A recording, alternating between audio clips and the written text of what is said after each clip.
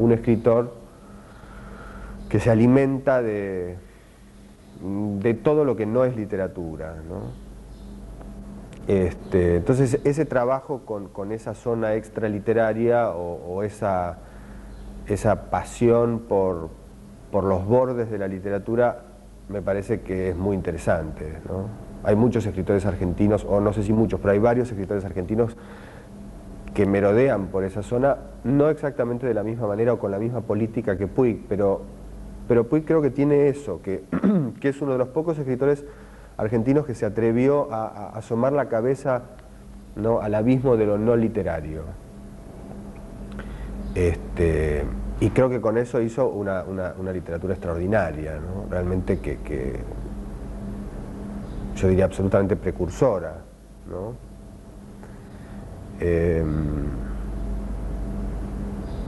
Igual, digamos, mi relación con Puig también fue cambiando mucho. Ese libro tiene ya, qué sé yo, casi 10 años, no volvería a escribir lo mismo, no reniego de las ideas que están allí, pero, por ejemplo, desde ese momento hasta ahora, yo me di cuenta que hay en Puig algo que es mucho más importante que todo ese trabajo con los géneros menores y con la propiedad en la literatura, y mucho más importante que todas esas razones que son finalmente como argumentaciones teóricas, ¿no? Teóricas, digo, argumentaciones del que lee a Puig. Me parece que Puig logró una música, ¿no? O sea, hay algo en esa literatura totalmente anónima que es como una música que no existe en ninguna otra parte, o sea, que no se oye en ningún otro lugar en la literatura argentina, ¿no? Y realmente que él haya sido capaz de destilar esa música que crece como una especie de yuyo sonoro, ¿no?, entre esos adoquines que son los chismes y las voces de las mujeres y los secretos íntimos que intercambian las personas en sus casas, que haya hecho crecer esa música en medio de ese tejido de anonimatos, me parece siempre como una experiencia estética extraordinaria, ¿no? Es como una música muy, muy, muy asordinada, muy menor,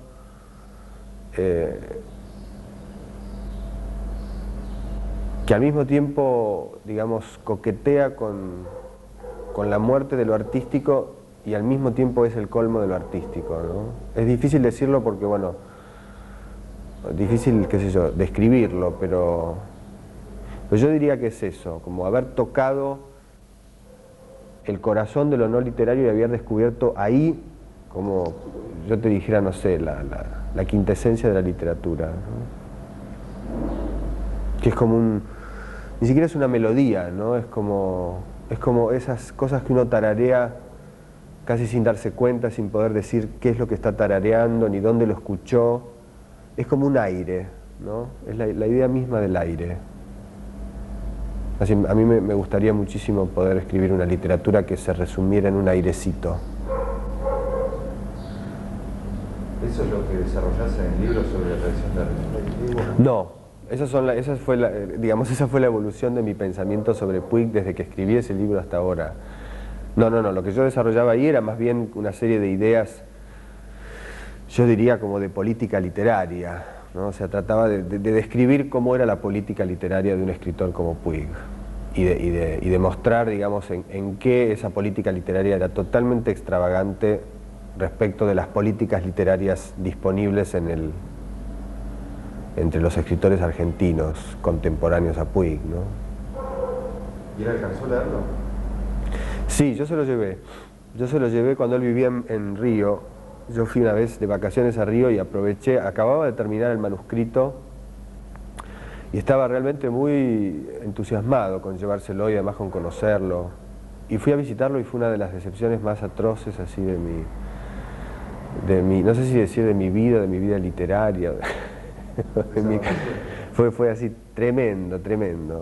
Realmente yo creo que no hay que conocer nunca a los escritores así que uno admira, nunca hay que conocerlos personalmente. Me parece que que los riesgos a los que uno se expone son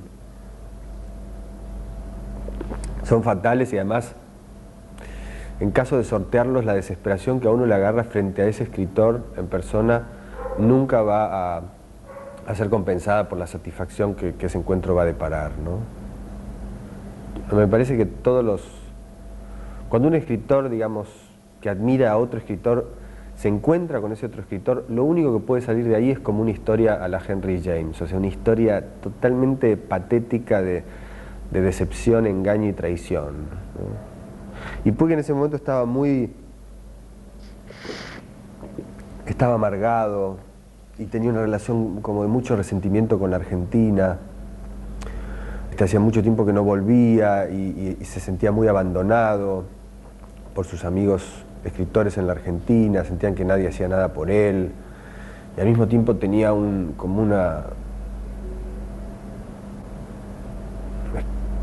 tenía como un delirio megalomaníaco, ¿no? Entonces me mostraba, por ejemplo, me impresionó mucho que no tenía biblioteca casi, o que la única biblioteca que tenía en su casa tenía todos sus libros traducidos a todos los idiomas.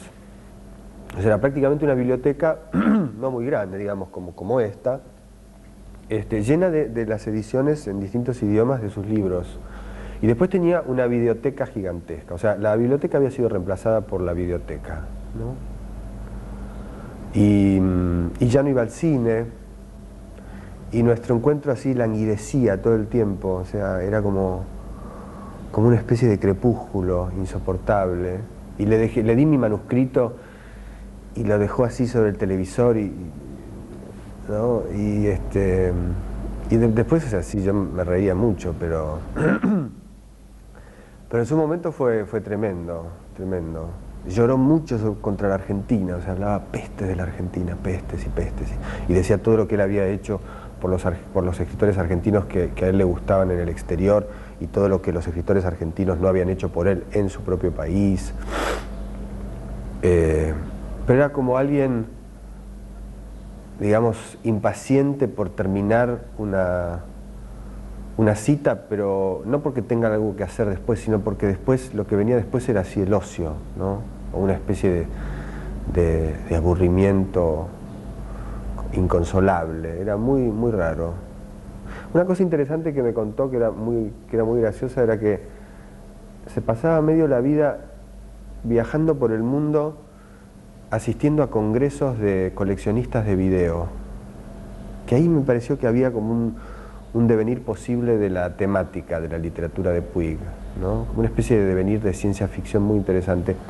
Y entonces me contaba que había estado, no sé, en un congreso en Miami de coleccionistas de video, que por supuesto yo imaginaba que eran reuniones de mafiosos, o sea, de piratas del video, pero así a escala mafiosa, y mezclado con el tráfico de drogas, no sé. Y me contaba que, no sé, que en Miami había descubierto, qué sé yo, unas copias en video de unas películas de cine franquista. En ese momento estaba totalmente fascinado con el cine franquista. Así, era como el cine mexicano, digamos. Había descubierto el cine franquista. Pero fue muy decepcionante. Así como inversamente proporcional al efecto que me producen sus libros.